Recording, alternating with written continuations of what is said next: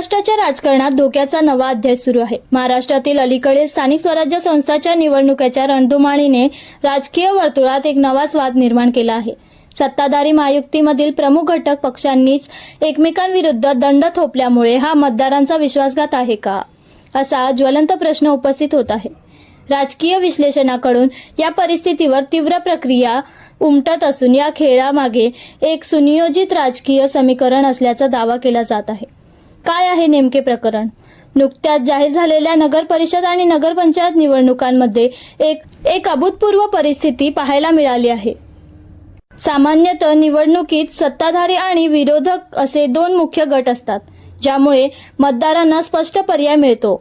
मात्र या निवडणुकीत सत्ताधारी आघाडीतील दोन प्रमुख पक्ष एकनाथ शिंदे यांच्या नेतृत्वाखाली शिवसेना युतीसोबत आणि भारतीय जनता पार्टी भाजप यांनी अनेक ठिकाणी स्वतंत्रपणे निवडणुका लढवल्या।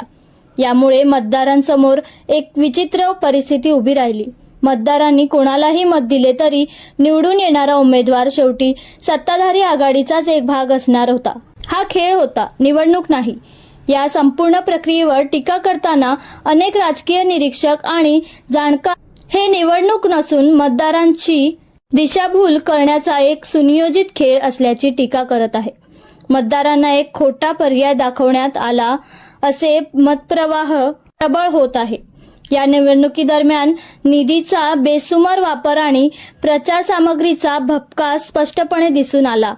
दोन्ही बाजूंनी जोरदार शक्ती प्रदर्शन केले, परंतु मूळ मुद्दा हाच राहील की दोन्ही प्रमुख लढणारे पक्ष एका सत्तेच्या खुर्चीवर बसलेले आहेत। या ऐतिहासिक राजकीय समीकरणाने महाराष्ट्राच्या राजकीय इतिहास एक नवा अध्याय लिहिला आहे, जो भविष्यात केवळ एक खेळ म्हणून लक्षात ठेवला जाईल, निवडणूक म्हणून नव्हे, असे चित्र सध्या दिसत आहे।